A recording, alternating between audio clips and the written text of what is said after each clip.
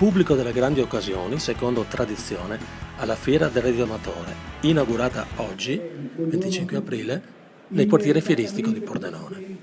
Si tratta dell'edizione numero 50 del più grande evento italiano del settore, presente con novità e anteprime. Grazie all'inedita partnership con il Polo Tecnologico, in fiera arriverà il meglio dell'innovazione e delle start-up. Tra le novità più importanti di questa edizione, inoltre, si colloca l'evento Drone Tech, dedicato a un settore in forte espansione, dall'edilizia alla sicurezza pubblica. E infine, per la prima volta, la fiera apre le porte agli artigiani tecnologici che occuperanno un'area dedicata a Fab Lab, Hackerspace, stampa 3D, elettronica e robotica fai da te.